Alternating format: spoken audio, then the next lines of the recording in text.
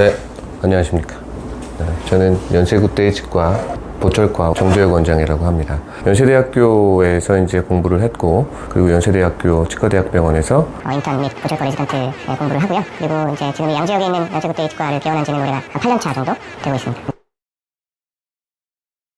치아를 발치를 하게 되는 원인 중에 가장 대표적인 게 입안에 있는 세균이거든요. 세균 관리가 안 될 때 이제 그 세균 때문에 잇몸과 그 밑에 있는 뼈에 염증이 생겨서 치주 질환이 생기게 되는 과정이기 때문에 그 세균을 얼만큼 관리를 잘 하는지가 굉장히 중요합니다. 여러분들이 매일 하시는 방법이죠. 양치질 굉장히 중요하다라고 그래서 말씀을 드리고 싶고요.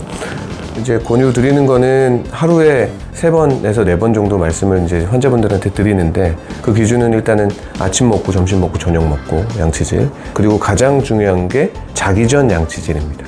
주무시기 전에 하는 양치질이 굉장히 중요한 이유가 잘 때는 침 성분이 줄어들게 되거든요. 그러면 입안에 똑같이 세균이 있더라도 세균의 농도가 굉장히 올라가게 되고 세균의 활성도가 아주 폭발적으로 늘어나는 시기가 이제 주무실 때입니다. 예를 들어서 내가 저녁을 6시에 먹었는데 중간에 아무런 음식을 안 드셨어도 주무시기 전에는 그래도 마지막으로 양치질을 해주셔서 입안에 고여있는 세균들을 그래도 조금 더 빼주고 주무시는 게 좋습니다. 그래서 항상 습관이 굉장히 중요하거든요. 관리하는 데 있어서는. 그래서 자기 전 나는 무조건 양치질을 하고 잔다라는 게 습관이 되어 있으면, 자기 전에 양치질을 안 하면 굉장히 그 습관이 있으신 분들은 찝찝해서 잘 못 주무세요. 그래서 주무시기 직전에 양치질 하는 거는 저는 항상 강조드립니다. 그래서 주무시기 전에라도 양치질을 꼭 해주시면, 그러면 일단은 관리를 열심히 평소에 하셨던 분이면 하루에 한 번만, 이론적으로는 사실 3일에 한 번이라도 아주 깨끗하게 양치질을 할 수 있다면 입안에 있는 질병은 잘 안 생긴다라는 그런 연구 결과도 있었거든요. 그래서 어쨌든 양치질을 굉장히 잘하는 게 잇몸 관리에 굉장히 중요하고요.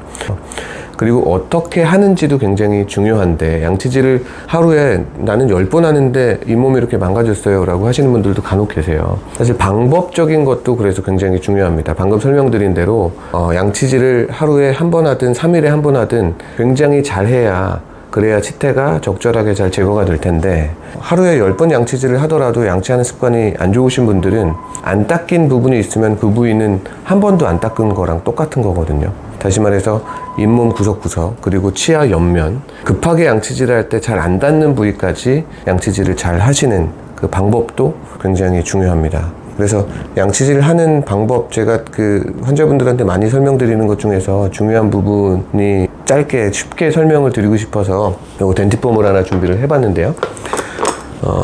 이게 치아 모형이고 요거는 칫솔 모형입니다. 우리가 이제 양치질을 할 때 본인이 어떻게 양치질을 하시고 계신지 한번 생각하면서 한번 이 영상을 보시면 좋을 것 같은데요. 어릴 때는 이렇게 돌려서 닦으라고 가르칩니다. 애기들은 손동작이 어렵기 때문에 폰즈법이라고 하는데, 이렇게 돌려서 닦는 걸 알려주다가 어느 정도 이제 영구치가 다 치아가 맹출하게 되고 이제 어른 치어를 완성이 되면, 그러면 그때부터 치과에서 교육하는 방법이 이제 회전법입니다. 회전법인데, 말 그대로 회전법은 돌려서 닦는 방법입니다. 제 손을 보시면 교과서에서 나오는 거는 이 손가락의 모션을 이용을 하라라고 나와 있거든요. 이렇게 손목을 돌리는 게 아니고 손가락을 돌리라고, 손가락을 통해서. 그 이유는 뭐냐면, 여러분들의 손의 힘으로 양치질을 하시는 게 아니고, 양치질 할 때, 칫솔질 할 때 가장 핵심적인 부분은 뭐냐면 이 칫솔의 탄성을 이용하는 겁니다. 이 탄성을 이용을 해서 닦아주셔야 구석구석 들어가게 되거든요. 이 치아의 모형을 보시면 잘 보이실까 모르겠는데, 이거를 왔다 갔다 하면 치아 옆면에는 안 들어가죠, 칫솔이. 그런데 일단 방향을 위에서 아래로 바꾸면 치아 옆면의 굴곡에 잘 들어가게 됩니다. 그리고 위아래로 닦으면서 잇몸에서부터 닦아주게 되면 치은 열구라고 불리는 이 잇몸의 고랑, 이 틈에도 칫솔이 들어가게 되고, 이 상태에서 힘으로 내려버리면 또 중간중간에 틈이 있는 곳에 칫솔이 안 들어가게 됩니다. 그래서 이거를 칫솔의 탄성으로만 내가 닦는다라고 생각하고 구부렸다가 펴지는 힘으로 칫솔질을 하게 되면 잇몸하고 치아 옆면에 구석구석 칫솔이 들어가게 돼요. 그래서 이렇게 양치질을 하는 방법이 굉장히 중요한데, 그래서 중요한 게 이 칫솔의 탄성입니다. 여러분들 세게 하시는 분들은 한 달 만에도 이 칫솔모가 구부러지는 경우도 있고, 한 3달 정도 만에 구부러지는 경우가 있는데, 그거는 개개인의 손의 힘에 따라 시기가 다르기 때문에 뭐 정해진 법칙은 없지만, 보통은 적어도 2-3달에 한 번은 칫솔을 그래서 교체를 해주시는 게, 왜냐하면 양치질 할 때 이 칫솔의 탄성을 이용을 해야 되기 때문에 칫솔의 교체 주기는 한 두세 달에 한 번 교체를 그래서 하시는 게 중요하겠고요. 그리고 양치질 방법 중에서 한 단계 더 나아가서 나는 잇몸을 정말 잘 닦아주고 싶다 라고 하는 분들, 그리고 치주 질환이 어느 정도 중등도 이상으로 진행이 돼서 잇몸을 특별하게 잘 관리를 해 주셔야 되는 분들의 양치질 방법에 대해 설명을 드리겠는데, 아까는 회전법, 칫솔을 돌려서 닦는 방법 설명드렸죠. 이렇게 닦으면 안 된다, 앞뒤로 닦으면 안 된다 라고 하는 방법 설명드린 부분이고, 위아래로 닦되 잇몸에서 한번 마사지를 해주는 겁니다.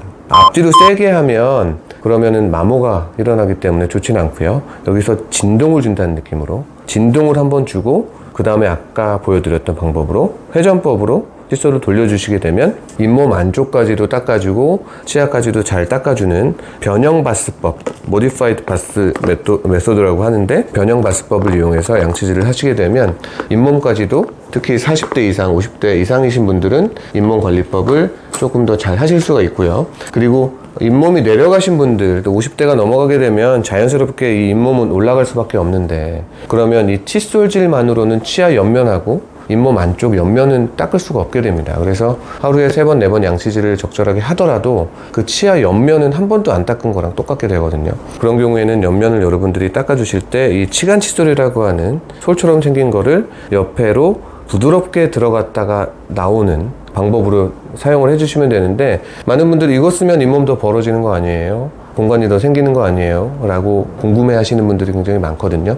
실제로 전혀 그렇지가 않습니다. 오히려 이걸 안 쓰시던 분들이 닦다 보면 난 양치질 분명히 열심히 했는데 한 번만 들어갔다 나와도 치태가 굉장히 많이 묻어 나오거든요. 그만큼 세균이 치아 옆면에 굉장히 많다는 얘기인데, 이걸 사용하실 때 세게 밀어넣을 필요는 없고 이 사이즈가 굉장히 다양하거든요. 작은 사이즈를 사용하면 충분히 저항감 없이 밀어넣을 수 있어요. 그런데 너무 큰 사이즈로 좁은 잇몸 사이에 억지로 막 세게 밀어넣다 보면 실제로 상처가 나기도 하고 치은 퇴축이 일어나서 어떤 틈이 생길 수도 있지만, 그거는 적절하지 않은 방법이고, 아주 부드럽게 살짝 저항감이 느끼는 정도로 이 치간 칫솔이 들어갔다 나오면, 그러면 치아 옆면까지도 굉장히 잘 관리를 할 수가 있게 되고, 그 다음에 이제 워터픽이라든지 뭐 물치실이라고도 하고 물이 나오는 그런 보조기구들이 있거든요. 여러분들이 설거지 한다고 똑같이 생각을 하시고 아침 먹은 접시로 점심 먹지 않잖아요. 똑같습니다. 아침 먹은 내 치아를 점심 먹을 때는 깨끗한 상태에서 식사를 하시는 게 중요하다는 생각을 가지시고, 칫솔질하고